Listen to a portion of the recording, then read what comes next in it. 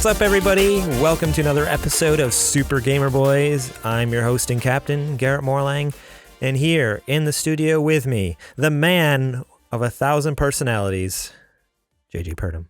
That's what a couple of different doctors told me in the past. How you doing today, Garrett? Doing all right? Good. Yeah, it's Good. a little wet.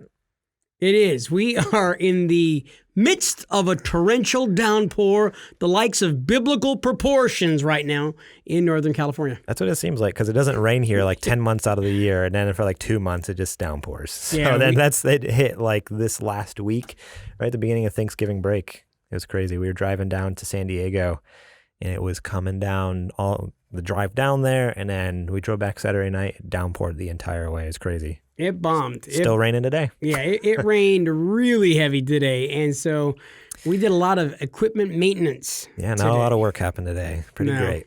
No, it was pretty awesome. So, yeah. But, yeah, how was your week? It was pretty good, man. How was your Thanksgiving holiday? We had Thanksgiving, and we hosted it this year, and I'll tell you what. My baseboards have never been cleaner in our entire marriage. We've been married 17 years. I think I've maybe cleaned the baseboards one time. Which is surprising because it shouldn't be that hard for you. You're awfully close to them. That hurts a little bit. I don't want to lie. It kind of hurts a little bit. So we cleaned the house a lot, had about 16 people at the house. Really great. I was so happy when the last one left. That was the best part of all. We had leftovers afterwards. We didn't have to share with anybody. That was awesome. And then somebody graciously left an entire pie, to which kept getting at. You know what I mean? I kept eviscerating. I did some really horrible things to that pie. Jeez. Yeah. What kind of pie was it? It was pumpkin. Pumpkin is the only It's all right. pie that you must have in a season. It's got to be pumpkin, especially Thanksgiving. Put some whipped cream on that sucker. It's okay. I like pumpkin pie, but it's okay. Like it's like one of those pies where like if it's the only one, I'll eat it. But I don't know if I ever crave pumpkin pie.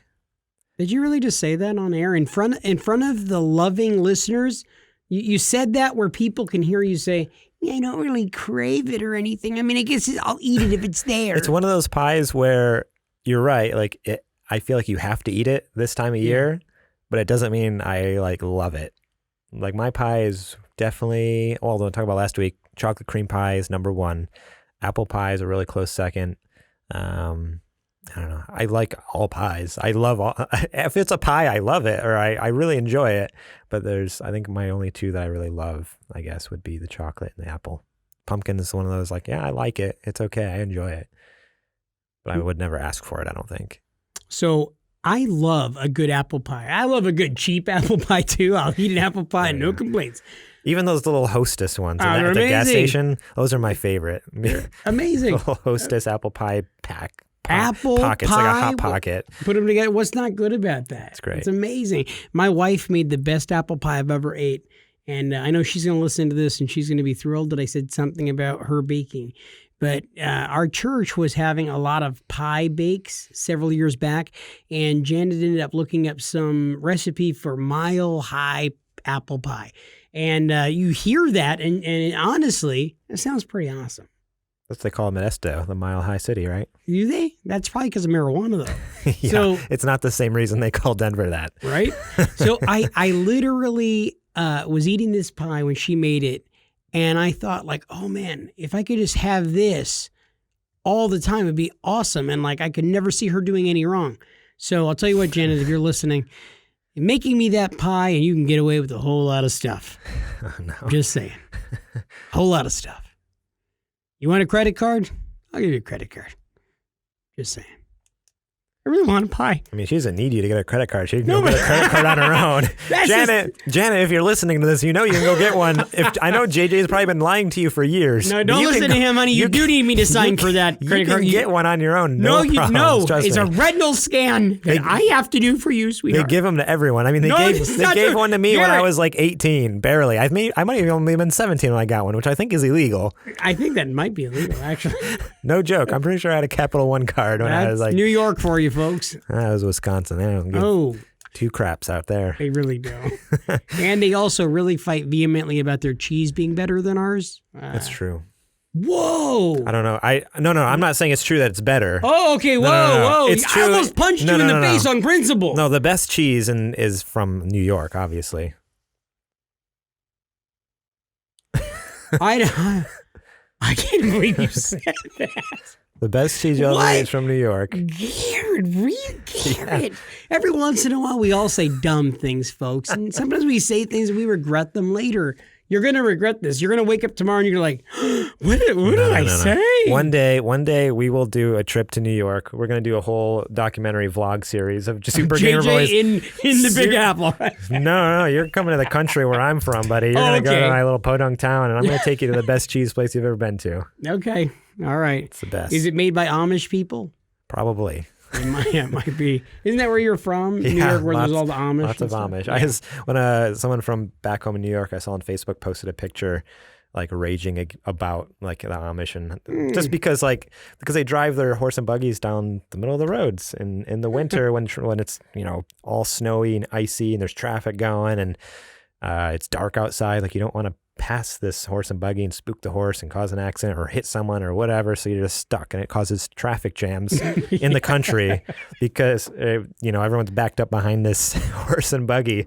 It's just so crazy. Man, that's awesome. I want to it's something. I don't know if it's awesome. It's something. Well, honest to God, I would love to support your story, but what would be even better is if you were to try to support us on Patreon. That's right. You can go over to patreon.com/supergamerboys, just like our Patreon sponsors did. Bill Bird and Julie Bates, shout out to you guys. Thank you so much for all the support, and all you other guys. I don't know if you've noticed, because I don't think you know how to use the internet. I do. I haven't figured it out. It's on my phone. There's a button on my phone. But on our podcast, if you go to the episode description as a list of all of our Patreon supporters, and then also if you're watching the video, or somewhere right about here, I think, it'll have all the names of everyone who supports us. Wait, where? Right? Yeah, right there. You're right. It's in front of your face. Wow. Yeah, has everyone's name. So cool. There you go. Even the people who we didn't mention, like Bill Bird and Julie Bates. We already mentioned them. We already did, though. You want to mention them again? Yeah, I love our sponsors, Bill Bird and Julie Bates. Bill Bird and Julie Bates. Love them. Very happy. Also, shout out to the HP Video Game Podcast Network. Thank you so much for having us. Hopefully we're doing you proud. Or you haven't seen any of the episodes yet, unless you haven't kicked us off the podcast network yet. I mean, they haven't really talked to us much lately, so maybe they have, and they're not too happy. So they just, I don't know. I haven't heard from them in a while. For all I know, we're off the network, and we don't know. I was meaning to tell you guys, I don't know what happened, but I got logged out of my account recently, and it won't let me in. So I don't know what's going on there. Maybe send me a vlog tweet or one of those Instapots. You're bad at the internet. I'm sorry. I'm sorry, all you listeners out there. Yeah. You can also check us out, supergamerboys.com/Discord. Check it out over there. There was just some messages popped up over the Thanksgiving weekend. Someone was like, hey, is this server dead? Like, is anyone out there? Like, hello? I'm like, no, we're all still here. Well, I'm here anyways. So yeah, it got really quiet in the Discord over there. So and then everybody claimed that I don't get to play any video games or something. We were all making fun of JJ after that about how little video games he plays. So if you want to make more fun of JJ and how bad he is at video games, go over to supergamerboys.com/Discord. Alrighty, what do you say we get into the nerdy nudes? It's time for the nerdy nudes. Alrighty, so we have 3 news stories. And they are 3 big ones. Well, they are 3 medium-sized ones. They are 3, count them, tray, if you're French, size ones. I don't think that's it. No, it's 3. Un, deux, trois. No. You know what, Garrett? You could very well be right. Very small stories. To be honest, completely. They're minute. This is bottom of the barrel scraping right here. So this time of year, everyone goes to sleep because it's December. Yeah, this episode's news stories are very similar to when you're eating a bowl of tricks and you get right down to, you've got the spoon buried in the bowl and you're just scooping up the last little bit of milk. All the soggy bits. Yeah, you got like little bottom pieces. of the milk. And there's no real, like, marshmallows or actual. There's no marshmallows and tricks. There were in the kind that we got. We got like the off-market kind from the Asian store down the street. Okay. Well, that sounds like some crappy tricks. It was spelled differently as well. It was CKS at the end. Oh, no. I know tricks. Those are good. Yeah. Yeah. And Tony Hawk on the front. Actually, yes. It was an Asian Tony Hawk. Yeah, these are very small stories because, not a lot's going on. All the big game releases are done for the year, and the next big game release won't happen until next year, like February or March probably. So, yeah, kind of sleepy on the news site. So here we go. First one. This actually, we talked about this streamer a couple months back, I think it was, that he was preparing to set a world record for playing games. And I think the official record was 30 days, it's not written anywhere. Is it official Guinness World Record? Now that I'm thinking, I don't know if it was a. I don't remember it saying an official Guinness. I don't think it was official, no. But yeah. So over the 30 days, who could play the most video games over the course of 30 days? Basically, the previous record, I believe, was 570. 570 hours by Andrew GiantWaffle Bodine. So this new record holder streamed for 572 hours. He beat the world record by just 2 hours. But can you imagine? Oh, I can imagine. Can you imagine that? But 572 hours? Is that 572? 572. In 30 days, 572 hours. I got to tell you, I know that Garrett and I have already proven on air, on the show, so many times that we are amazing at math. I didn't know there was that many hours in a month. So here, I actually had it wrong. I misread the article. GiantWaffle is a guy who just broke the record this month. So he has his little stats right here. So 30 days, 30 19-hour streams. So that's what he'd do. He would stream for 19 hours and sleep for, 5 hours, get back up, stream for 19 hours. He did that for 30 days in a row. So he was able to do 572 hours and 44 minutes, I believe that is. Which is insane. So he did that all through, I guess he would have started right at the beginning of November. Okay, so the previous record holder was Jay Biggs with 569. So he actually beat it by what was this gentleman's name? Hours. The guy who broke the record the gentleman is the record now. Andrew GiantWaffle Bodine. Andrew GiantWaffle Bodine. So here's what I want you folks to. Or Bodine. I don't know. I think it's Bodine. But here's what I need you folks to do. Go look up Andrew Bodine online. You could go up probably GiantWaffle on Twitter at GiantWaffle. At GiantWaffle. He's on kind Twitter. of a big name streamer. A lot of people know about him. If those of you who don't know what he looks like, I'm going to tell you. Let me paint a picture for you exactly right now what this gentleman looks like.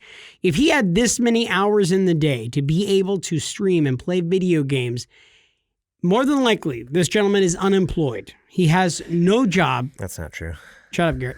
His job is streaming. He literally probably makes like hundreds of thousands of dollars a month streaming. That's why he did this, is because that's his job. This news being brought to me right now as we speak is killing every bit of my bit. I'm sorry. That's not good. Okay, carry on. I was hoping. You know what? Forget I said those last Forget that he said things. that. Forget I said this. Okay, carry on. Okay, scratch back that part. Wait for it. Okay, so I'm going to cut it right here, so now you can start. Great. I'm going to edit out what I said before. You promise? So you can start right now. You've told me that before. Yeah. Okay. All right. You'll have to trust me on this one. Okay.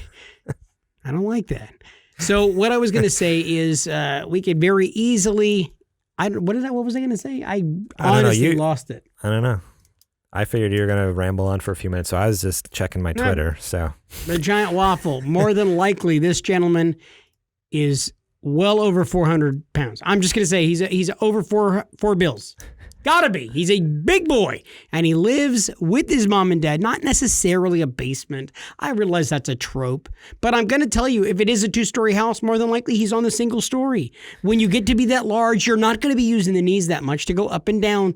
He more than likely has a day bed and just lays on it all the time in order to play video games. And you can't tell me any different. I don't care what the internet says. Okay. The internet is never right about these things. There's actually a picture of him here in the store if you want, Okay, if you want to see let's it. pull it up. I'll look at it. It's actually a good looking dude, not going to lie. Okay. Looks like he's not 400 pounds, but... Okay. But actually, you know what? We can't see his whole body in the picture. It's just a headshot. So for all we know... Okay, so is this the picture we're looking at right now? That is him, yes. That is a picture we're looking at Okay, right now. I'll tell you folks right now. This gentleman should not be out in public. He really should not be out in public. He's a danger to society. This is why he's home streaming. He's too good looking. Extremely, extremely hot. Damn. Well, there you have it. Of course he had to be super chiseled. Of course the man had to be a Greek god. Why could it never work out for me, Garrett? I mean, we have a YouTube channel. We've made it now, right? But I don't get to play. I get to play like 15 minutes every 3 weeks. What the heck? I mean, that could change. We could go pro. Could we? We won't make any money, but we could do it. Yeah, I'm pretty sure we could go pro. We could go full time and just go for it and just Jesus take the wheel, you know? Yep. Hey, I'll tell you right now, Andrew Bodine, whatever we like to call you, GiantWaffle, you, sir, are the man. I really would love to have I your wish job. I could. I probably haven't even played 572 hours in my entire lifetime. So No. we know for sure JJ hasn't. No. Man, alrighty, cool. That's the first story there. Let's get over here to the second story. A mini story. Yeah, again, very tiny. Keep this in mind. I actually, when reading this article earlier, because before we did this, I read the articles this time. Yeah, I know. I know what you're thinking. You're thinking, JJ, don't you always read the articles? Let me tell you the truth. Yes, I do. No, but I did read this article, and I don't think this is actually. I don't think this is actually. So JJ turned to me. He's like, "This isn't news." I'm like, "Well, it is." He's like, "No, this is meaningless. This is pointless." But just let me explain. So here's the story. A pic of the supposed PS5 dev kit pops up on Twitter. Space Age. The subtitle is Space Age Gaming Machine or Pizza Warmer. Very clever over there at IGN. They got them jokes. This is Joseph Noop over there. If you folks need a writer, I would love to be able to work for you guys, or I'll even work for GiantWaffle. I don't care. They're based out of San Francisco. You and I get a job at IGN. We can commute together. That would work. That'd be great. Would you pay for gas? We'd split it. We'd split it. 70-30. Okay, better than nothing. I can't complain. So after an illustrated image of the PlayStation 5 dev kit appeared to be confirmed by a game developer last August, which I think we talked about a few months back, it popped up on Twitter, where, some pictures were floating around. People were like, is this actually what the dev kit looks like? Is this rumor? Is this fake? Is it made up? Is it just photoshopped? Well, it is now confirmed that it's pretty much exactly what it looks like. So there were some images posted to Twitter. I think the very first one here was shared by Twitter user at Alcoholocaust. Very classy name. And reported on by Eurogamer, shows two supposed PS5 dev kits side by side, each featuring the same V-shaped design we saw in the earlier illustrated images. The Verge editor Tom Warren chimed in to confirm that those are in fact PS5 dev kits and explain the odd shape. So Tom Warren, who's an editor over at The Verge, we use their site a lot of times for news articles. He goes on to say on Twitter, yes, this is the PlayStation 5 dev kit. The reason it's so large, which it is very large, looks like it could be at least a foot across, a foot deep, but it's like a few inches thick. It's easily like 5 or 6 inches thick. Like it's big. It's beefy. Looks like a briefcase. So the reason it's large and V-shaped is to make them more easily stackable for devs who are running multiple stress tests. The cooling is optimized to push air out of the sides and center.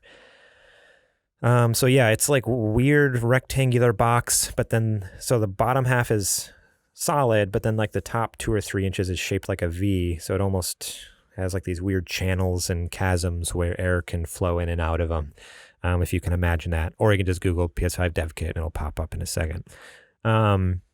So it has been confirmed. This is what the dev kit looks like. And the reason JJ was so like, oh, this isn't news is because this isn't indicative of what the actual PS5 is going to look like at all. Like, this is totally pointless and meaningless. Like, looking at this, it's not going to be like, oh, okay, yeah, I know exactly what the PS5 is going to look like now. Like, this tells us nothing. Which you're right. Like, yeah, in that sense, it's not news. This is, who cares? The reason I wanted to bring it up is because, first of all, like, it's just cool to know that, okay, this tech, even though we know it's real because they've talked about it, there's just something about seeing it. Like, okay, no, this is real. Like, PlayStation 5 is out there. People are developing games right now for it that we're going to be able to play next holiday, which is freaking exciting. Right. And it also, yeah, it's just like kind of the proof of concept. Like, okay, there's something out there. All the pieces and parts that are going to be in my PS5 next year are in those PS5s right there. So it's just kind of cool knowing like there is something that exists and it's working. People are working on it, working with it. It's definitely, for me anyways, it's just like, it's just get me hyped. So get me stoked. I just want to like, so in that sense, yeah, you're right. It's not news. It's just, a way to get everyone all I say that, but stoked. But to play against that, something you said earlier was you were talking about the venting. So in the photo, there's such a large amount of vents all around the interior of the V and around the outside. So the fear is that going to be something that, oh my gosh, this is going to be like a little mini computer where it's going to need, giant wind turbines to get the heat off of it? Yeah, so that was the second thing that like I brought up to you was, on one hand, it's like, oh, this is awesome, it's exciting, this is hype. I can't wait. On the other hand, like you said, it's like, shoot, looking at this, the fact that it's designed, these dev kits at least are designed so specifically to channel air and run as cool as possible. And it's pretty ridiculous looking what they did to basically, get the air flowing through there. Is this going to be another kind of disaster in the sense of like, the Xbox 360 back in the day had issues with overheating. Like they would overheat and die and you'd get red ring of death. The PS3, I don't know if ever really had an issue with overheating, at least not that I ever heard of. The PS4 though is notoriously known for its extremely loud fans. I don't know if I've never had one overheat, but it sounds like it's always on the verge of overheating, whether I'm playing the smallest little indie game, like, little 2D side scroller, or if I'm playing Death Stranding, like it always sounds like a freaking jet engine. Like it's so stinking loud. I have a PS4 Pro, but even my original PS4 that you now own, I'm sure it still sounds the same way. Like it sounds like a freaking jet taking off in your living room. And so it's definitely an issue. It's been in gaming for a long time. Like I said, it was on the 360. PS4 has the issue. Is that something we have to worry about with the PS5? Looking at this, how can they possibly fit this huge, ginormous box into something more form factor, compact, that's going to look nice and fit nice in your entertainment system while still keeping airflow and not like lighting on fire in your entertainment center? I honestly believe that a dev kit is different in every way to what an actual console is going to be. So I think that they're probably made like this with the idea of being room, and they're going to be, beaten up and everything else. So they look very sturdy. So this doesn't look like plastic. This looks like heavy duty material. So I would say that there's a good chance that it's not going to be that large, that they'll try to keep them around the same size as the PlayStations have traditionally been. But we have to prepare ourselves that with as much technology as being put into this, and the Scarlet too, the Xbox Scarlet as well. You remember when the Xbox One, the original Xbox One came out, it was ginormous. It was massive. It's huge. Well, we've got one sitting right here. No, I mean the Xbox One. This generation. Sure. I mean, yeah, that one's huge too. But the Xbox One that came out this generation, the first iteration, the launch model, it was massive. Yeah. It was huge. It was like 2 times the size of the PS4 Pro, basically. Which is what I'm worried. Like, that's what PS5 needs to... Like, they need to avoid that. Like, I feel like that's going to be to their detriment if it's this ginormous. But why do you say that? Do you think they need to avoid that because of our, as consumers, personal preference we've gotten used to size of console being about that? Yeah, 100%. Like, I know that turned a lot of people off when they went and saw an Xbox One and it was enormous. So large. I know, like I saw one at like Walmart one time in a display cabinet. I'm like, holy smokes! Like that would literally not even fit on my TV stand. Like that's something you got to think about too. Like if it doesn't fit my TV stand, I'm not going to buy it because I'm not going to put it on the floor. Like I'm not going to sit on my carpet. It is funny to think of things going back to being larger, because now we're in a society where when we make a Super Nintendo Classic and shove a bunch of games all into one system, we make the system a quarter of the size, so it is kind of odd to think of it as potentially being larger, but yeah, we just have to prepare ourselves for there's a real possibility it might be.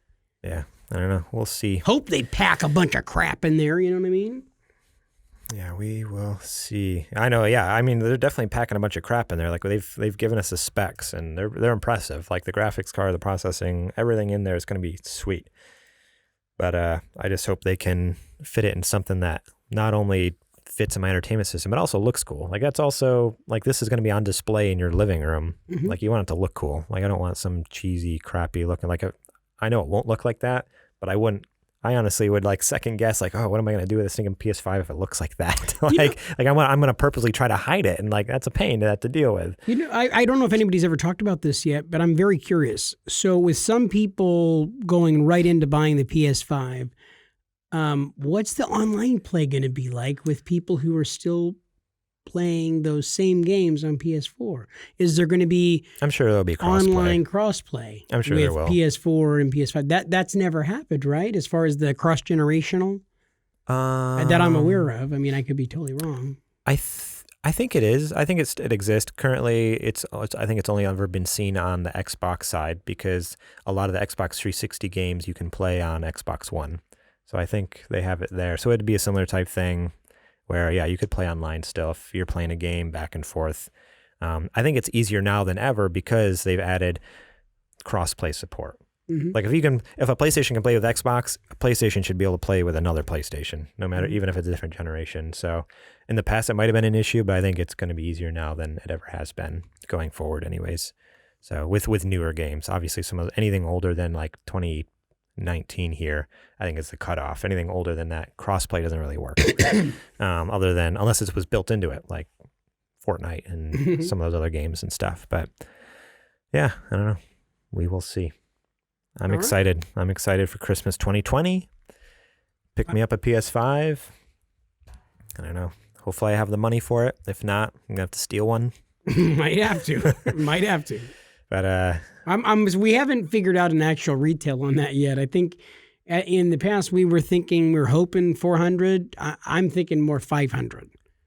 I think where did we land at last time? That somebody had suggested possibly $399, somewhere in there. Yeah, I think that was kind of the rumored price point they were going for. Yeah, mainly because of just the huge hiccup with PlayStation 3. Like one of the big reasons it really jacked up its launch was $500 or $600. I forget exactly. I was not in. I don't think I was even in the States. I wasn't in the U.S. I was living overseas when that was launched. For the first time. So. I forget what the launch price was, but I think it was like there's a couple different models, and one was like 500, one was 600. That's a lot of money for a console. That is way too much money. So I could see it. I think it was 600. So I could see it being anywhere from 400 to 500. Like they have to keep it in there, even though there's a lot of parts in there that are expensive. And on one hand, it's like we should pay for those parts. Like we shouldn't get it from that a huge discount. But on the other hand, like the whole point of the console was always to be quote unquote, cheaper, easier way to get into gaming. Like if I wanted a super expensive $1,500 rig, I'd buy a PC. Mm-hmm. Like if I wanted something that was crazy and that I could upgrade and that cost an arm and a leg, but I knew was going to play everything at the best of the best, I'd go and buy a computer like that one we priced out last week for $25,000 or whatever it was. But I think for a console, like it needs to be accessible to the general consumer. This is a product that you go to the store, you buy, you bring it home, you literally just have to plug it in the wall and it starts playing games. You don't have to put anything together. You don't have to worry about installing drivers and blah, blah, blah, and updates and stuff. I mean, there's updates for the games now, but trust me, it's way easier than installing updates for your freaking like keyboard driver. It's like, what the heck? I don't need my keyboard. Just let me play the stinking game. Like, I mean, you need a keyboard, but you know what I mean. Sure. Yeah, it's crazy. So I feel like they have to keep it in that price range just because of what the technology is. Oh boy, we're getting a call. A call from a listener? What is this? Hello, this is Garrett. You are live on Super Gamer Boys. Who can I ask who is speaking? Hello, this is that podcast I've been hearing on my radio. We're not on the radio. We're not on the radio, sir. But yeah, you may have listened to us before. This is Super Gamer Boys. You know? Yeah, have you listened to that one? Yeah, I reckon. I've been hearing you on that podcast show I got on my cell phone. Okay. I got a couple questions for y'all. Now, y'all exterminating things on the daily? Yeah, we are. We kill bugs. We kill bugs. May I ask what your name is? You didn't answer. What's your name, sir? Oh, this is Clel Rickets. That's Clel Rickets. Clel Rickets. Clel Rickets, one of our Patreon supporters. Yes, sir. Yeah, I know that some of my money's been coming out on the monthly for this podcast I've been listening to. Now, I've been hearing y'all talking about these video games every once in a while, but I've got a question. Now, was that last week y'all was talking about, was it, y'all want to eat them turkeys and mashed taters and what was it, gravy and stuffings for your Thanksgiving? Yeah, we were talking about our favorite Thanksgiving meals. Yeah. Y'all didn't have any turtle soup? Turtle soup, no. Definitely. I have not tried a turtle soup. I don't believe that's an American dish, sir. Not American? Sir, where y'all from?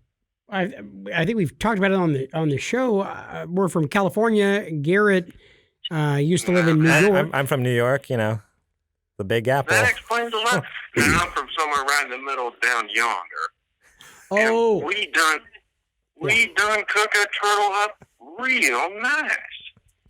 Okay. Now, I'd rather just take your word on it, sir. What's kind of the general flavor of a turtle soup? I feel like it's similar to chicken, I've heard, right? Something like that?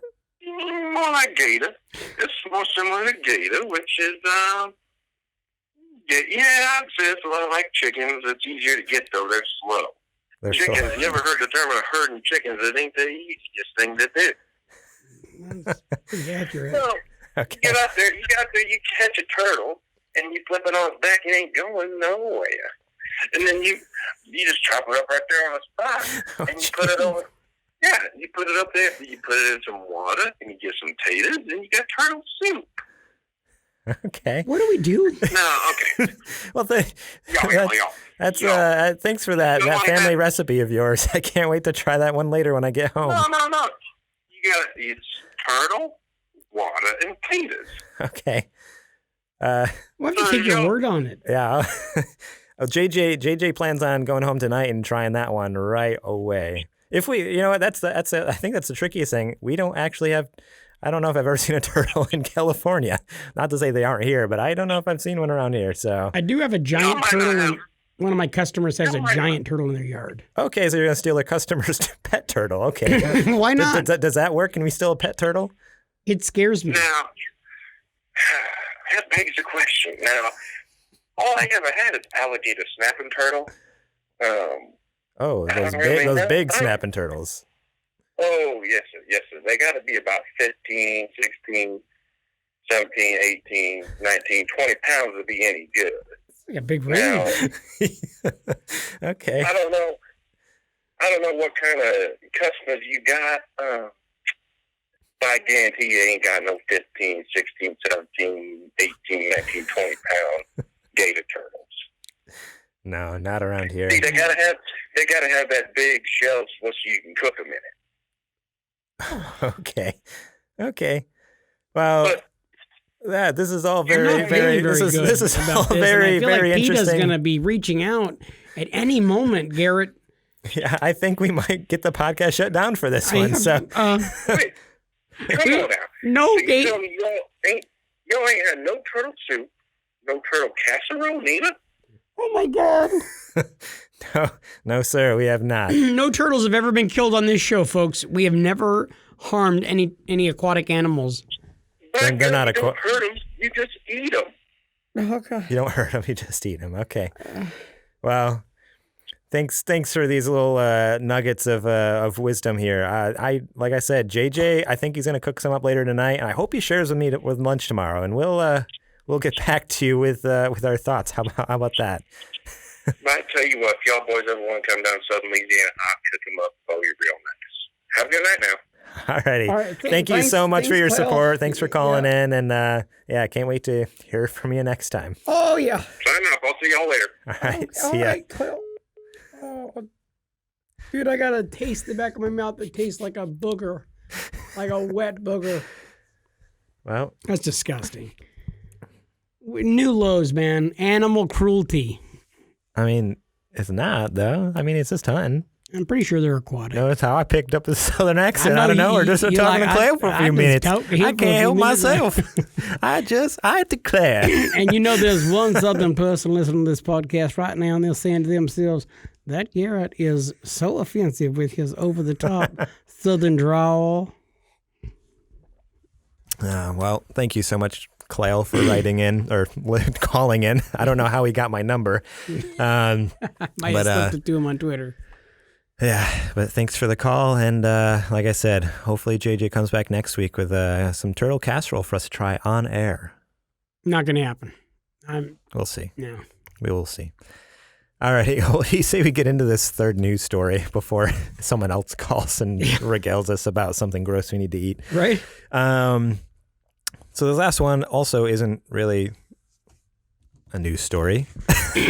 So a couple weeks ago, the Game Awards nominees came out, and we didn't really get to talk about them because we had a bunch of other stuff to talk about and do. And I'm like, perfect. This week we have nothing, and next week is a Game Awards, which, by the way, I will be streaming the Game Awards live next Thursday, I believe it is, the 12th, December 12th. They start at 5:30. They go until 9 o'clock.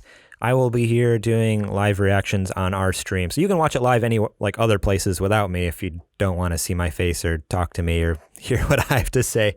And hopefully JJ will be there too. I keep saying but that's because JJ has not confirmed whether or not he will be there. I have not confirmed nor denied that I'm going to be there. But supergameboys.com/Twitch. You can go follow our channel. If you do that right away today, every time we go live, you'll get an email and a notification. So next Thursday around 5 o'clock or so, 5:30, you'll get an email saying, "Oh, Super Gamer Boys are live." Then you'll know to go over and give us a watch over there. If you don't immediately jump over to watch the stream, you have 30 seconds. You will be shocked really hard, and you'll probably evacuate your bells. Jeez. Okay. No, I mean, that wasn't something that I instituted. You need to possibly go to support over at twitch.tv. Twitch.tv/support. I hope they get like a bunch of emails like, why am I getting shocked and evacuate my bowels? I don't know why they set it up like that, folks. Yeah, supergamerboys.com/Twitch. You can go. Oh my gosh. The things you say. And you can watch live reactions of the Game Awards over there with us. So that'll be fun. That'll be cool, I think, with as long as you show up, JJ. That's the only reason it's going to be good. So that's not true. People don't come whenever I do streams. It's only when you're there that they come. That's not true. My wife recently watched your stream. Yeah, your wife was there when I did the Death Stranding stream. That's she was right. great. And then I was like, you watched him play, but you wouldn't let me go. She goes, so how does that work? I don't understand. So here we go. Here are the nominees for the Game Awards 2019. Let's start off with the big ones here. Game of the Year.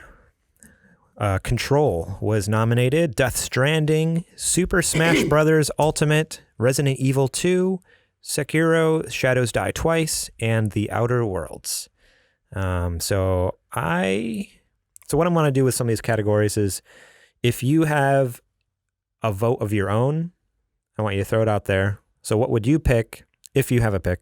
Mm-hmm. What do you think is going to win? Yeah. And I think that's good there. So if you don't have a pick, you don't have to say anything, but I at least want to hear, like, what do you think is going to win this category? Sure. So game of the year, if you hear Control, Death Stranding, Super Smash Bros. Ultimate, Resident Evil 2, Sekiro, Shattered Die Twice, In the Outer Worlds. Okay. What do you think? So before we went over the list, I had never heard of Control before. So I was curious what that one was. So we watched a YouTube trailer of it right before we started the podcast. And I got to tell you, it's got a really interesting gameplay and looks really good, amazing. And there's a reason why it's on this list. It looks so different from how other games play. There's an aspect of telekinesis where you're controlling objects and using them to throw them at people, hitting people with a lot of telekinesis abilities and stuff like that. So it looks like a lot of fun, that game. I would love to be able to play it. Having not played it, I bet it's going to do really, really well in the voting.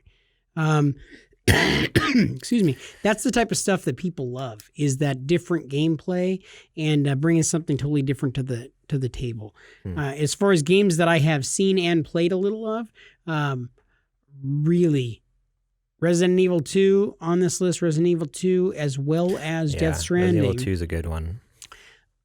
I didn't get to really play or get any story beats with Death Stranding, so it's hard for me to make a judgment call based on not having a whole lot of knowledge, but just based on what I see and the feelings that were in me in playing the game, I'm going to say Resident Evil 2 is the best game of the year. I love the story. It's really simple, easy to follow, because it's, basically the same story from the 90s. It's very easy. It's very base, and the thrills just kept coming every minute that I played the game, and it never seemed to dissipate. How do you feel about a remake winning Game of the Year, though? Okay, that's the funny thing. It does feel weird. It feels like, should that be? I think yes, because it is a fully fleshed out game. It's a similar story, but there's so much that they changed for this update. I feel the same way. I think it totally feels like a cool. different game. Yes, there's like a wishbone of the game with the characters and stuff like that, but not a backbone, a wishbone. Wishbone, yeah, because you want to break it. Jeez. Maybe like a fishbone, because there's like a whole lot of them. I don't know. Yeah, I don't know either. There was bones in it. I don't know. Man, for me, I think it'll be between Death Stranding and Resident Evil 2 as well. Mm-hmm. I think I would vote Death Stranding, and I haven't even played a ton of that game either. I've put in over 20 hours, like 22, 23 hours, but I'm still in like chapter 3. I'm very early on. That's because I'm like really taking my time with doing a bunch of side quests and everything and loving every second of it. So what makes you say when you look at each of those two games, what about Death Stranding feels different, bigger, or better, or feels more game of the year compared to Resident Evil 2? I mean, why is Death Stranding a cut above for you? Where is it strong points? Where is its weaknesses? For me, I think Resident Evil 2 was amazing. I thought they did an incredible job with the remake and especially updating that story in the gameplay to make it feel fresh and new and making it feel like a new game, essentially. I loved the story. I love that they broke it up into like you could play the two different stories, Leon's story and then Claire's story. I guess, or not Leon. It was Chris Redfield, right? Or no, it is Leon. I was right. It's Leon. Chris is from the first game. Leon and Claire. I don't know. There's something. It still didn't feel. I don't know. There's just something about it. Just didn't feel as big of a game to me, and if that makes any sense, like it felt like it was still an amazing game, and I loved it. But it did not have that wow AAA in your face factor like Death Stranding had, I guess. There's something about it that just feels so huge and this grandiose and just I don't know, like So you're basically saying the scope of the thing. So not only is like the world amazing in the game and the characters are great and the story is interesting and the graphics are insane, and the physics are amazing, but then even like the whole, mythos almost of like Kojima Productions and what's gone into this game, and then also, I don't know, there's like so much. I feel like there's so many groundbreaking things in Death Stranding, like the type of game that it is. Like, I don't think I've ever played any other game that was essentially a delivery man simulator. But like, I know that's like extremely reductive because it's not that at all. But to an extent, like it is. Like there's a lot of just like carrying packages back and forth through the mountains. Like it's a hiking simulator. It's a delivery man simulator. It's they also like with all the physics, like carrying things on your back and like the weight distribution. Like it's this whole like inventory management on like the next level above anything else you've ever had in a game. I don't know. There's just like a million like little things in Death Stranding that add up to like such a huge thing. It's like, no, this game is different. This game is, I feel like there's a lot of things that Death Stranding did that's going to change games from here on. So I think maybe that's it. Maybe that's what makes, I think I finally got to the root of it. That's what makes me think it's Game of the Year. There's things Death Stranding did that I think other games are going to start doing now. Like that had a huge impact. Where Resident Evil 2 didn't do anything that's going to like affect games forever. I feel like... No, they definitely didn't do anything groundbreaking. They were reinventing the wheel. Not to say it was not amazing, but I feel like Death Stranding is like, oh, there's some cool systems and gameplay mechanics that could be added to other games that will make other games really stinking cool. Now that like people are like, oh, this is a thing that we can do and that people enjoyed, people liked. Like they're cool, just parts of the game. So I think it'll be Death Stranding, and that would be my vote too. But like I said, it's for my vote, it's really close between the two. Like honestly, like it's not like, it's not like screw Resident Evil 2. Like it was a good game. Like, no, it's honestly on any other day. Like I might actually lean a little more towards Resident Evil 2. But at this point, I'm thinking Death Stranding. So awesome. Let's get into the next category. And these next ones we don't need to go super in depth with with the discussions. But Game of the Year, I feel like is kind of an important one. Best game direction, Control, Death Stranding, Resident Evil 2, Sekiro, Shadows Die Twice, and Outer Wilds. Not to be confused with The Outer Worlds. So Outer Worlds is what was nominated for Game of the Year. Outer Wilds is what was nominated for Best Game Direction. So they have very similar names, but they are different. I never played Outer Wilds. I played Outer Worlds, but yeah. For game direction, I think I'd have to go with... I think I might go with Resident Evil 2 on that one. Yeah, the story is very lineal, but the cutscenes are done so well. Yeah. I could easily see that winning for direction in that. And again, for me, it's really close between the two, Death Stranding and Resident Evil 2. But at this point, what I've seen of... what little I've seen of the Death Stranding story, I really enjoyed. But like I said, I'm only in chapter 3. I'm really early on.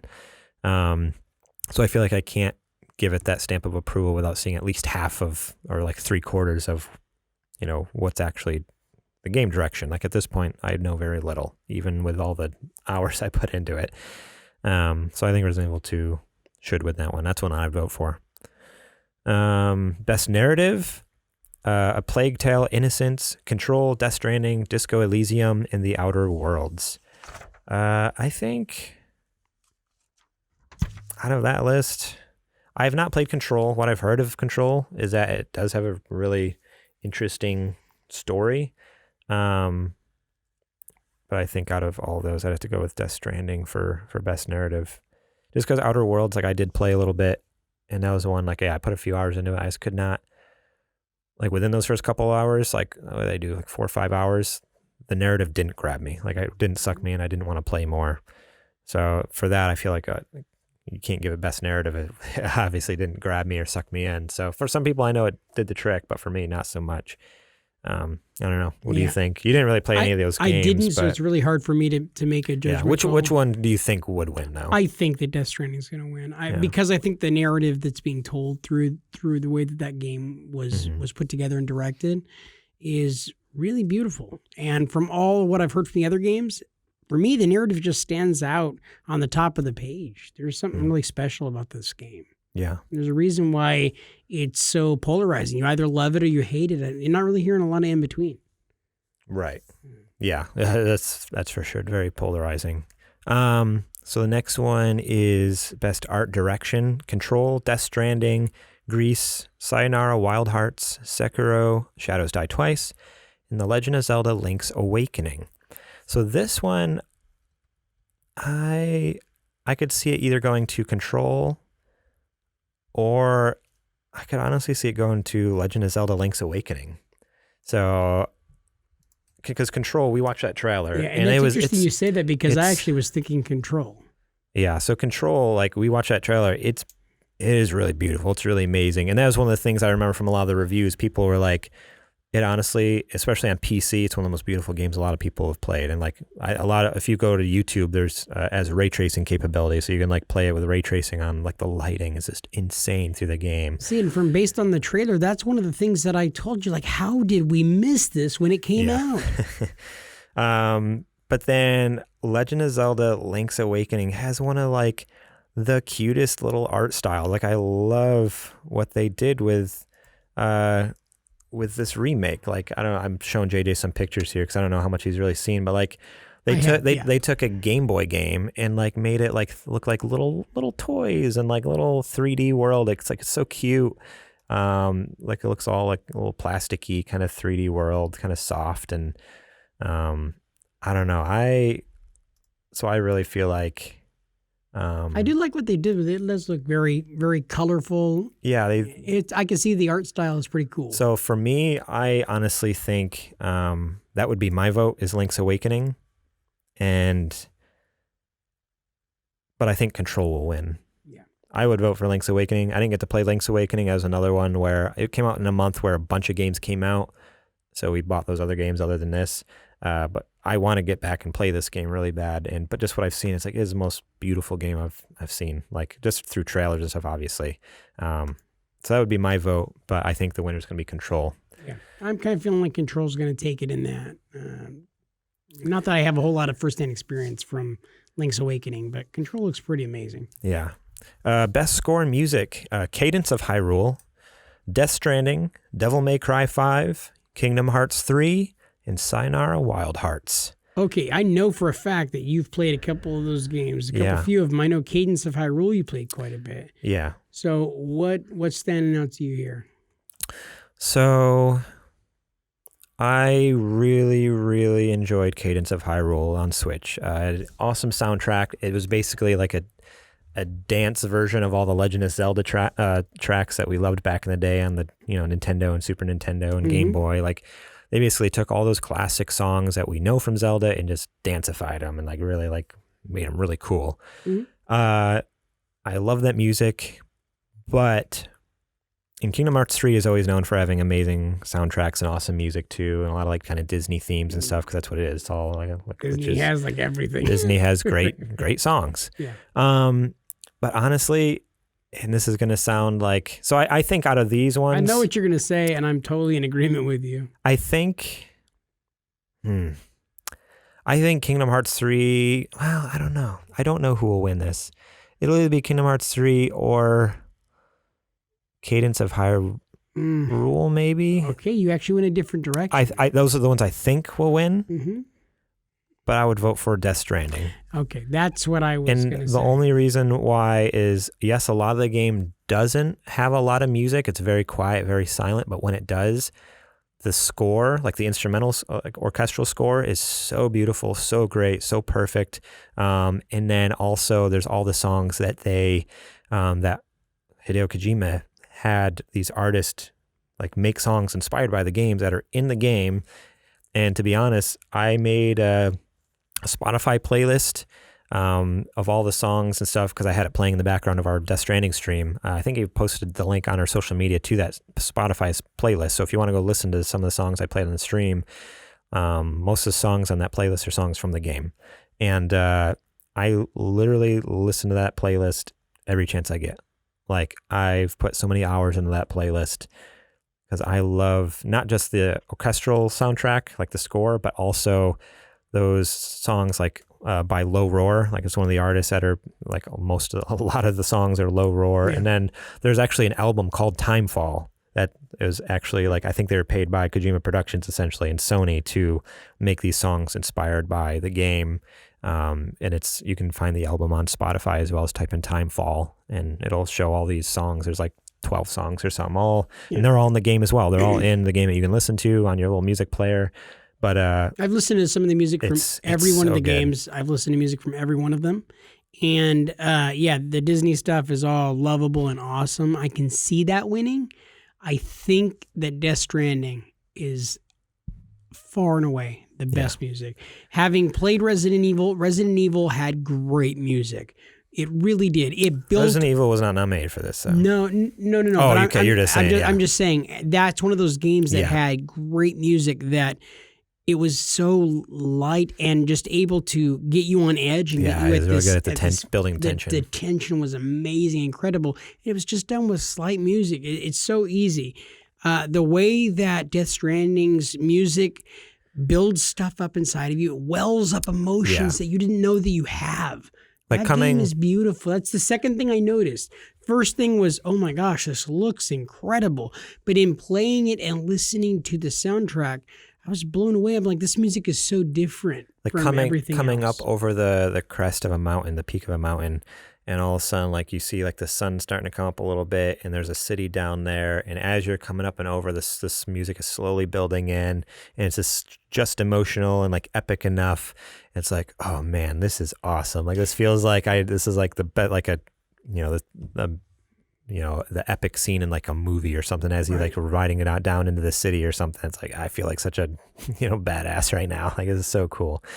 I think Death Stranding should win. I don't know if they will, just because I don't know how many people will count some of those other songs. I technically, I think they should count those like the low roar songs and stuff like that. I think some people are, when they read this, they think just the orchestral score, but even still, on its own, the orchestral score is amazing. Mm-hmm. So that's my thought there. Best audio design: Call of Duty Modern Warfare, Control, Death Stranding, Gears 5, Resident Evil 2, and Sekiro Shadows Die Twice. This one is actually a toss-up between Call of Duty for me and Resident Evil 2. Call of Duty, playing through the campaign, the sound effects in the story are so great, so incredible. They really did a good job. I think this is the game that has the best sounding guns I've ever heard. Like the guns sound super realistic. Explosions sound great. People yelling, people talking. The use of music in different scenes. Like I think Call of Duty is going to be up there, but I honestly think in the end this will go to Resident Evil 2. I think it should. And I was just going to say Resident Evil 2 will probably take this one because some of the things that I was talking about are more than just the score. It's more about all the other sounds that come in, a zombie, shuffling and rubbing its feet on the ground as it's walking. It's when the music cuts out and you hear what you're saying, like the shuffling or the dragging or the the gurgle. Yeah, it's just like you're in the pitch black darkness and something's there. The hair on the back of your neck stands up and you're like, no stinking way. That's the best thing about that is all the sound. Yeah, is one of the things that builds up that tension for you. You watch that and play that game in the dark. It is amazing. Yeah. It'll make a grown man get a little, I might want to turn the side light on. It's a good one.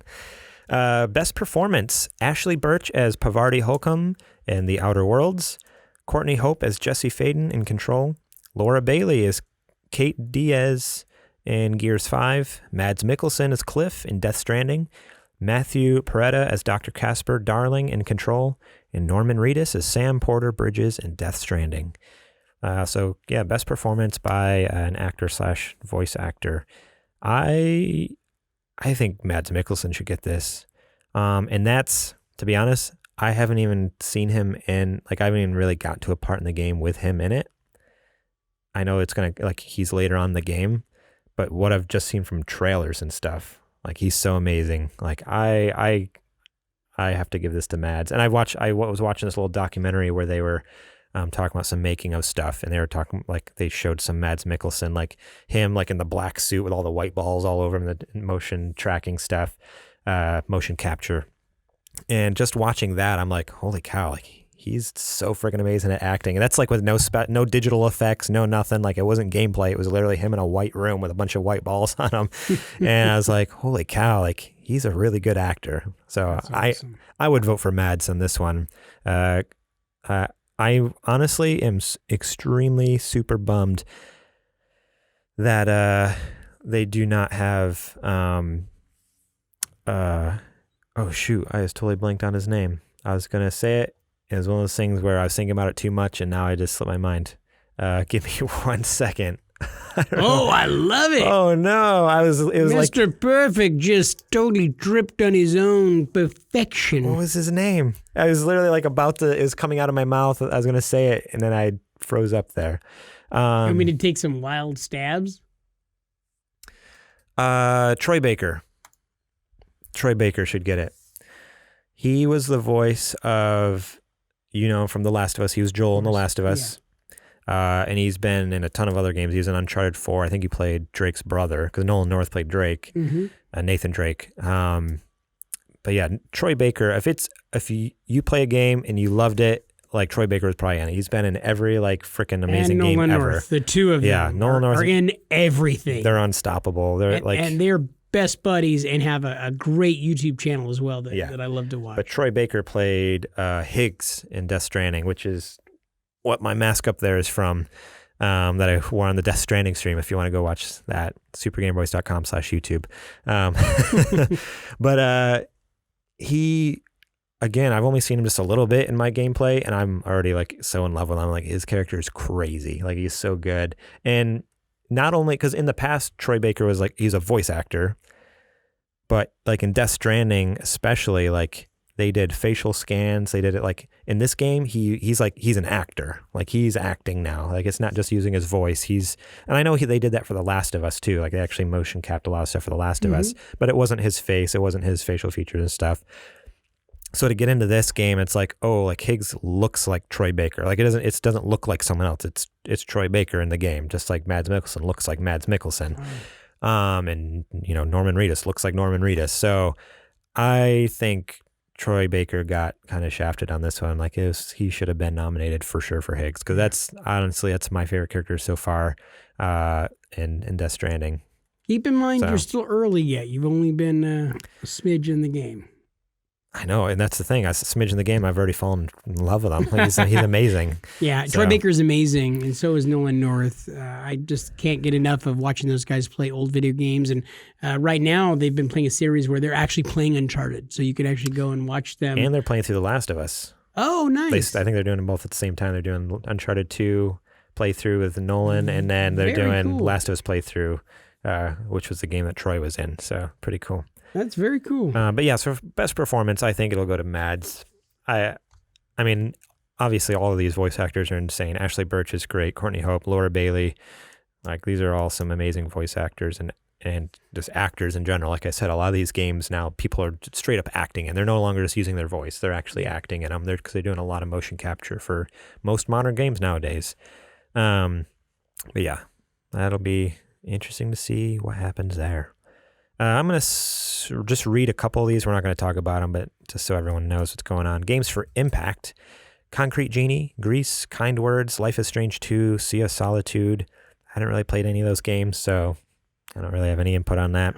Best Ongoing Game: Apex Legends, Destiny 2, Final Fantasy 14, Fortnite, Tom Clancy's Rainbow Six Siege. I've played 4 of those games out of those 5. I think it should go to...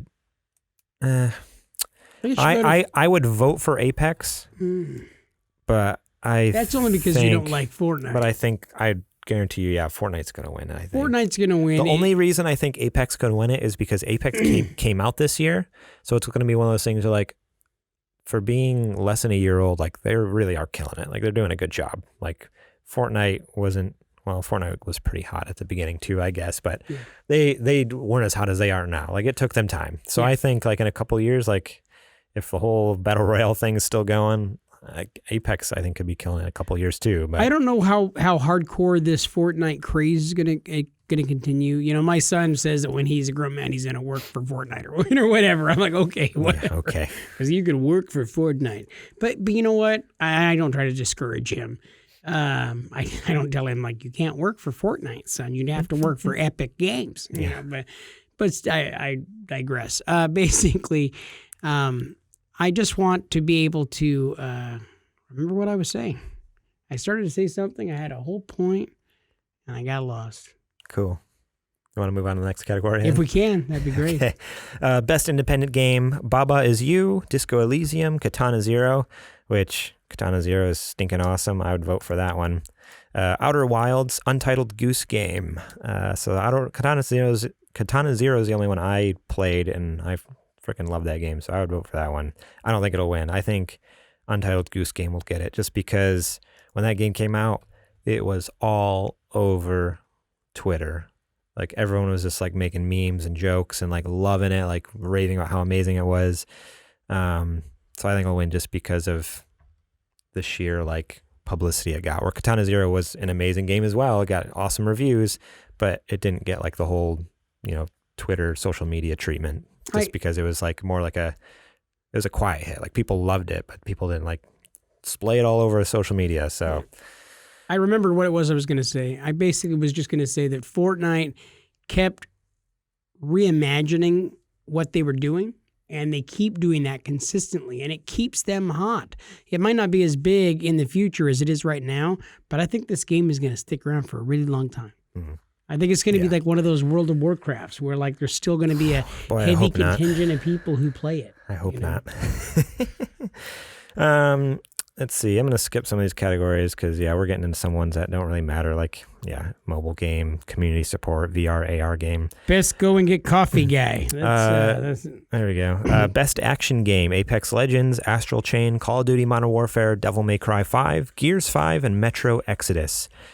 I would vote for, and I think it would win. I hope it would win. Call of Duty Modern Warfare. I think that one has to win action game.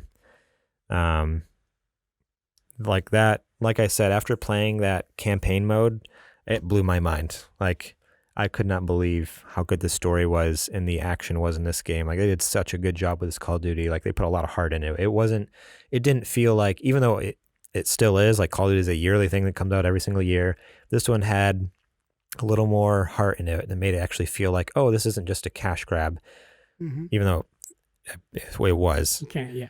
But it's like, it tricked you into thinking like, oh man, this is a really awesome, heartfelt story and like really good action. Like, I loved some of like the shooting, like the set pieces they put you in. The shooting always feels good in those games. The running, the everything. Like, it just felt good to play. It was an awesome action game. A lot of cool stuff happening. The multiplayer is great. So I think that will win it, and that's my vote. Are you still playing the multiplayer? Or you're busy right now. I'm busy with some other games. I think I went back like once, like last week actually. Like earlier last week, I played for a little bit, but not as much as I was before. Yeah, cool. But I think they're releasing their first map pack this week or next week actually, and that will be, and it's all supposed to be free. I think, where in the past you had to pay for map packs. But with this one, they're like, we don't want to segregate the player base, especially since it's on different systems and there's cross-play between consoles and everything. So they're like, everything's going to be free. Wow. So that's awesome. Yeah. Good on you, Call of Duty. Best action adventure game, Borderlands 3, Control, Death Stranding, Resident Evil 2, Legend of Zelda Link's Awakening, and Sekiro Shadows Die Twice. What do you think about this one? Well, I can easily see Borderlands doing really well. Really? That game is really awesome. I can see it doing really well. I haven't played enough of Death Stranding to know if it's the best action game of the year. So I can't really, comment on action it. Adventure. Action adventure. Yeah. I mean, it's really hard to make that assertion when I haven't played enough of it. I would suggest it's probably going to win because I bet this is going to be like Hideo Kojima's year, man. Death Stranding's probably going to clean up and take a lot of these. Call of Duty wasn't nominated for Best Action Adventure. It was nominated for Best Action. No, I didn't say Call of Duty. Did you say? Oh, did you I'm mean talking Control? about. What's that? Did you mean Control? I meant Control. Okay. Yeah. That's what I thought, yeah. I think that Death Stranding is going to take it, as I see Death Stranding probably cleaning up and just wiping the floor with a lot of these victories. My only thing with, I feel like it's not an action adventure game. Like, I'm surprised it got nominated for that. Like, it's an adventure game, but there's not a lot of action. So I feel like for it to win action adventure is kind of There's not action, but I think adventure, the idea of the adventure of traveling and the scope and size. I think that's what I'm referring to. Yeah, but again, this is action adventure, and I feel like if we wanting to get action adventure, I think you're right, where it's either going to be Borderlands 3 or Resident Evil 2, and I would vote for Resident Evil 2. Not that I don't love the adventure aspect of game Death Stranding, but this is action adventure, not just adventure. And there's not a lot of action in Death Stranding. There is action. When the action happens, though, you've it's admitted good, it's yeah. good, It's good action, yeah. But I feel like it would do this kind of award like a, I don't know, disservice giving it to that.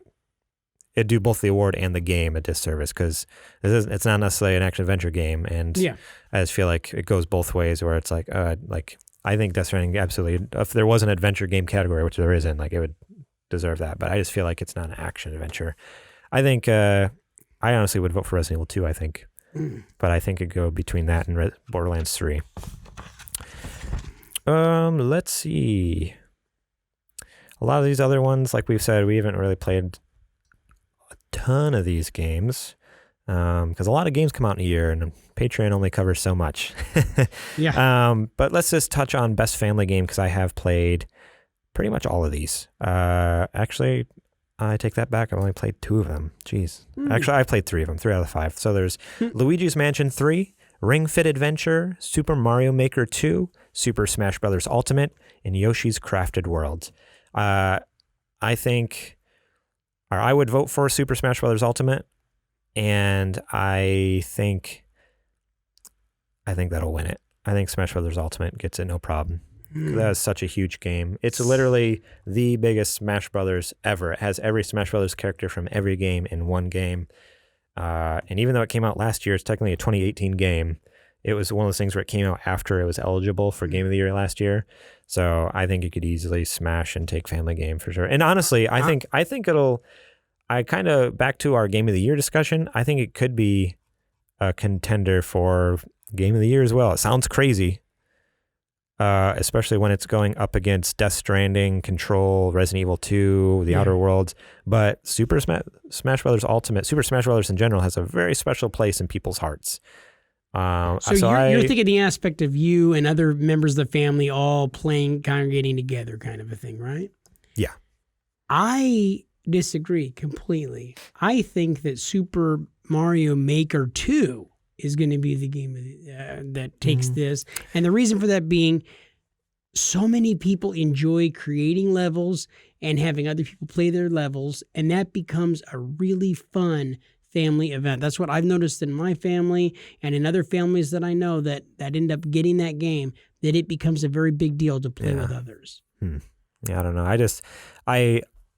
I haven't had that because I have Mario Maker 2, and I just haven't had that interaction with my family. Like it is like people will sit down, my family and friends will sit down and play Smash Brothers, but I've never had anyone sit down and be like, "Hey, you want to make a Mario level with me?" So. I mean, is that a little more intimate? And that's just different experiences. I'm not saying your experience is wrong. I'm just saying like that's my thought process for or for Smash Brothers Ultimate is because there's been way more hype on the not only just in the family circles, but even like in the general public. Like this is such a beloved game.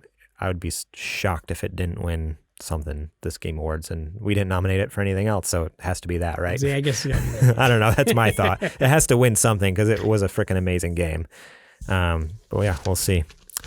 All right. Well, yeah, there's a bunch more nominations, but like I said, they're either games we did not play or even there's some esports stuff, which who cares about esports? You know, nobody really does. We're going a little long, but you know what? That's fine because this is our show and we can do what we want. That's true. Let's get into some new releases. Okay. So we have there's a few releases, but this is kind of an odd time. Yeah. It's right before Christmas, but after.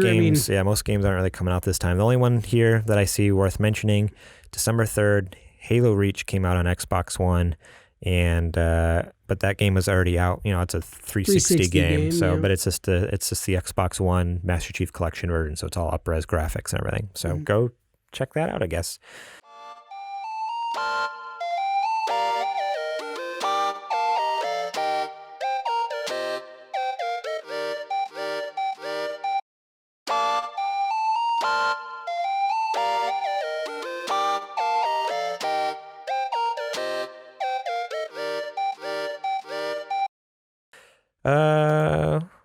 What you been playing?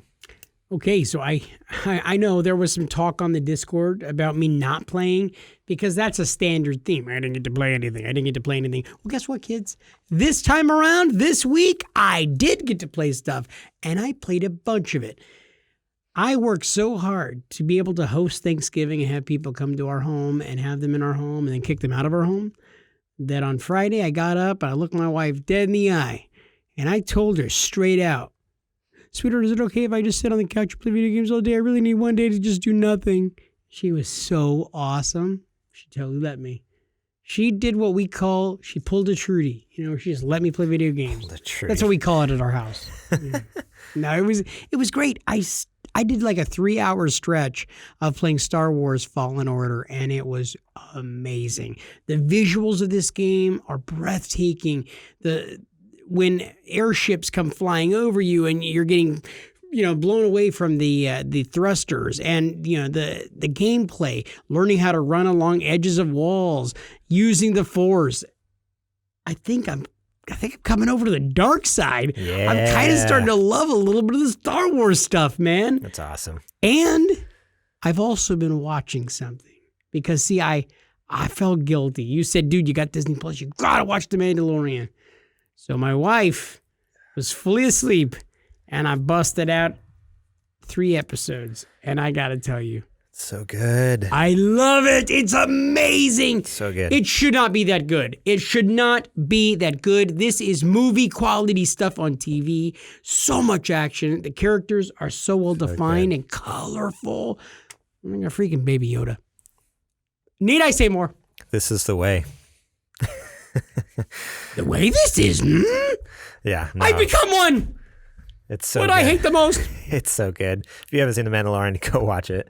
Episode 4 came out Friday. I haven't seen it yet because we were traveling, so I'm going to try to watch it in the next couple days, but man, it's so good. It's amazing. So I played a lot of Pokemon because we were traveling, so I just took my Switch to San Diego with me. I beat 2 gyms, so I got 2 gym badges, caught a bunch of Pokemon. I don't know, things are just going. I'm really loving it. It's one of those things where it's not like knocking my socks off, but I just love Pokemon so much. I'm having a blast playing it. Like there's nothing, to me, there's a couple new things, but it's not like, oh man, this is insane, I can't believe it. It's just like, oh, it's just more Pokemon. But like I mentioned a couple episodes ago, it's like I haven't played Pokemon in like 10, 15 years, so this is great. Yeah. I'm loving it. This is awesome to finally be back in this world that I've missed. And then, see, what else did I do? I got a copy of Days Gone for free.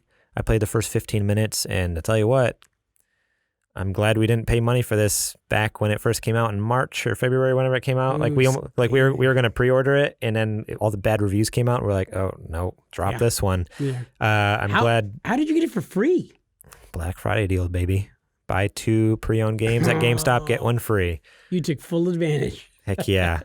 So I played like the first 15, 20 minutes of it. I'm like, oh boy, it's rough, man. That's about how far I got into it myself. It's rough. And I was like, okay, this is just my little teaser. Mm-hmm. I have Death Stranding to beat. I have Pokemon I'm playing.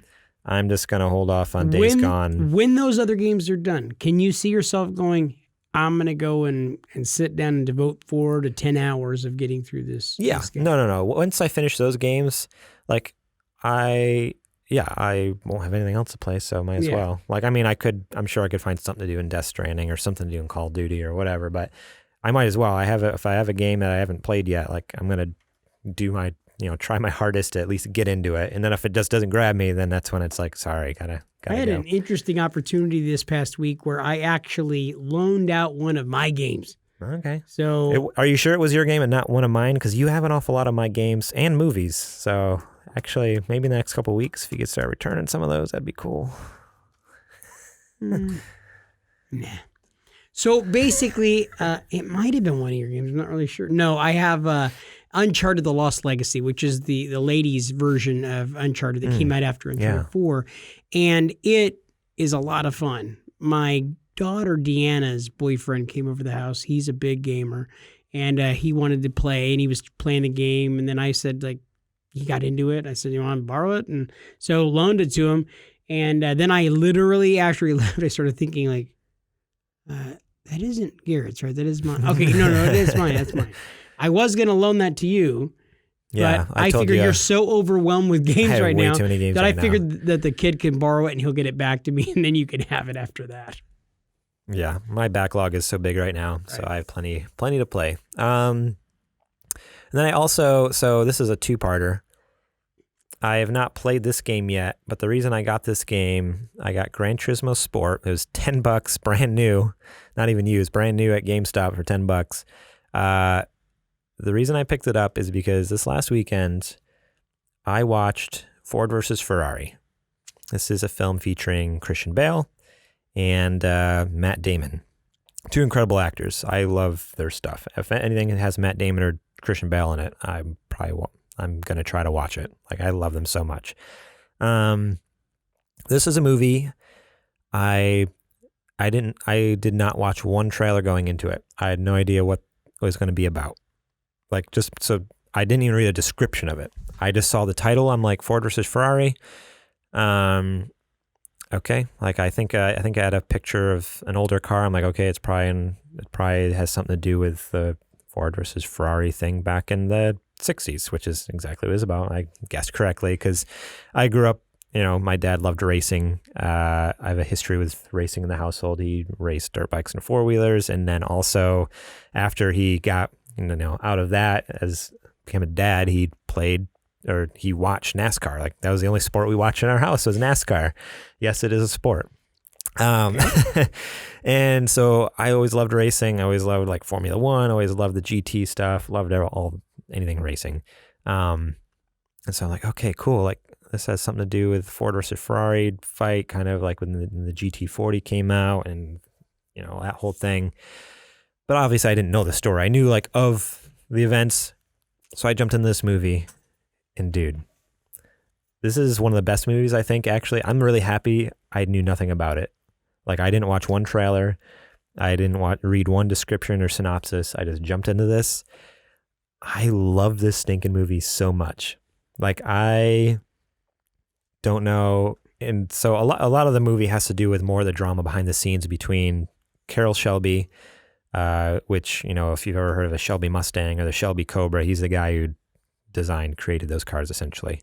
It's the story of Carroll Shelby and Ken Miles, who was the British dude who... One of the most incredible stories of all time. And who was one of the most amazing race car drivers back in the day, and like their fight against Ford Corporation. They're supposed to be working together, but it's all like this hitting, like butting heads over and over and over, and the behind the scenes drama. That's most of the story, which is really intriguing and really interesting, and I love that. And then not only that, but like, did it have an amazing story anyways, which is based on a true story, but they did such a good job with making the racing scenes so stinking awesome and so intense.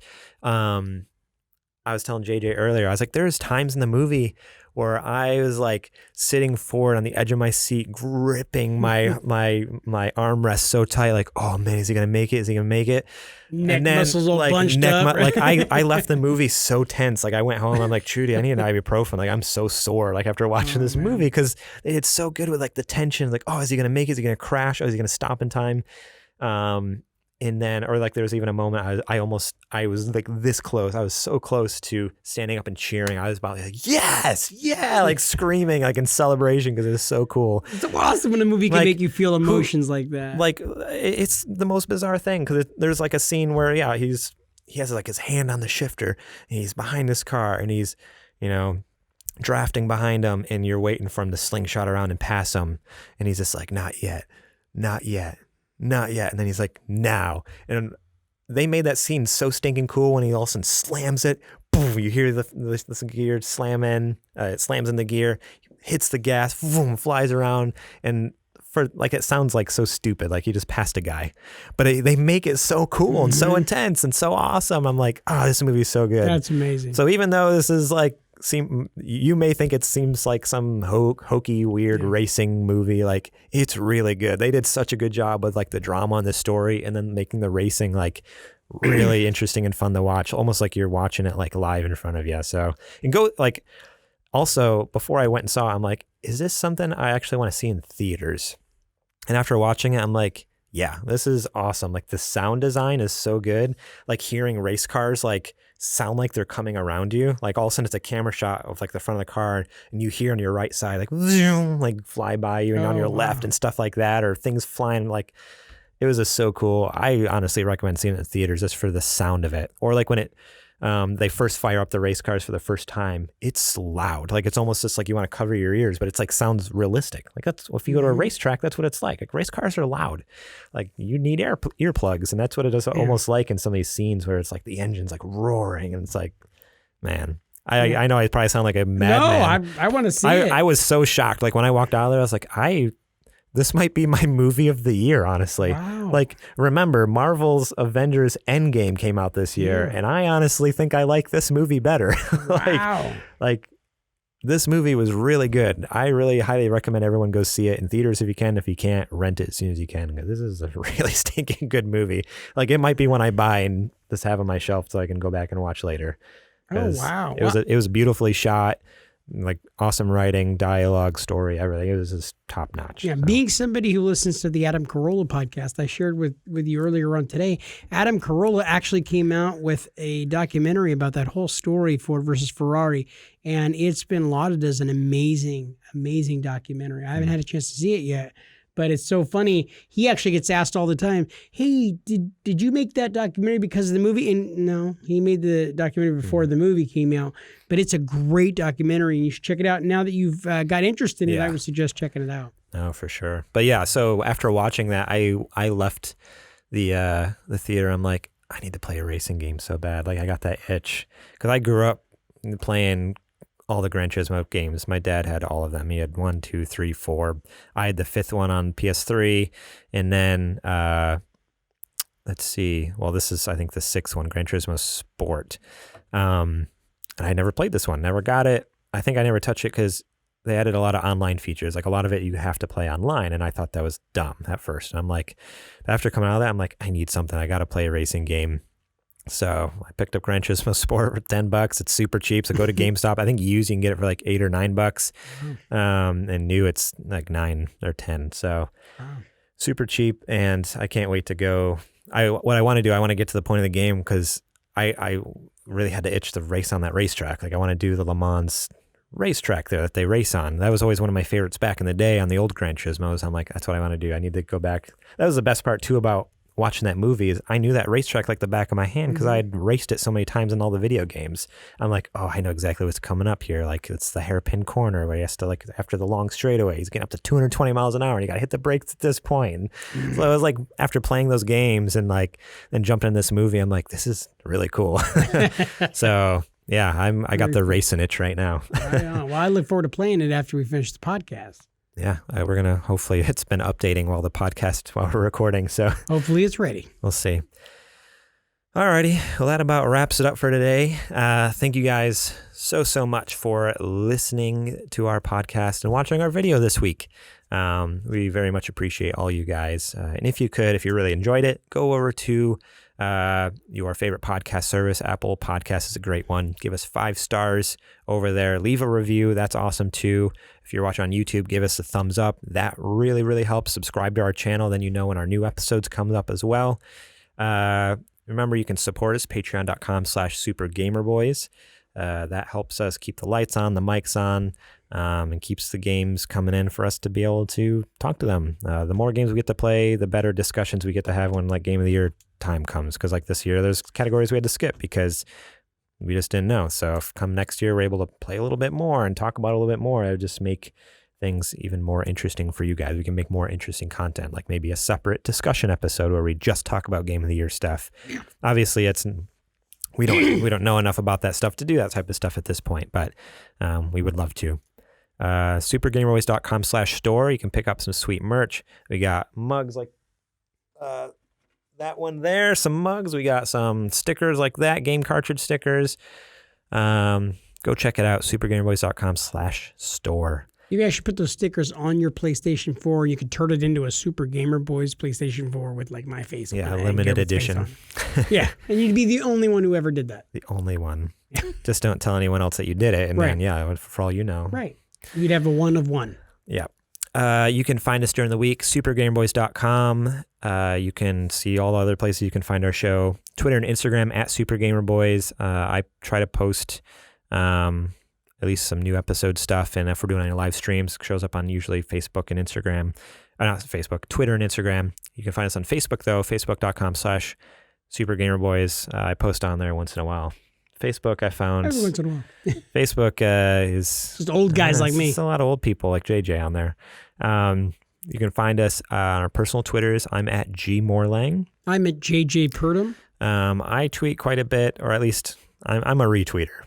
I have not a lot of original stuff, but I retweet cool stuff. I like stuff. I comment on stuff. So if you follow me and I follow you back, I might comment on some cool stuff you write. So starting 2 weeks ago, I just took a big interest in Twitter. I am now somebody who checks Twitter every day. And so I will be more active from here on out. Okay. Yeah, I'm making that my New Year's resolution to get on the tweet machine and start to do stuff.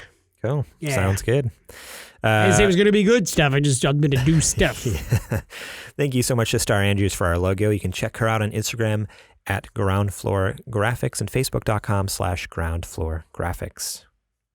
Awesome. Garrett, this has been a lot of fun. Hey, for you listeners that are out there listening to this podcast or viewing it via YouTube, thank you for supporting us constantly. We're so thankful for you right after Thanksgiving. And as we come into the Christmas season where people are going to be nicer to each other, people are going to be sweeter to each other, and they're going to be kinder to each other. We just appreciate each one of you guys constantly tuning in, subscribing to our podcast, listening to our show, and commenting on all of our social medias. Thank you guys so, so much for being a part of our stuff.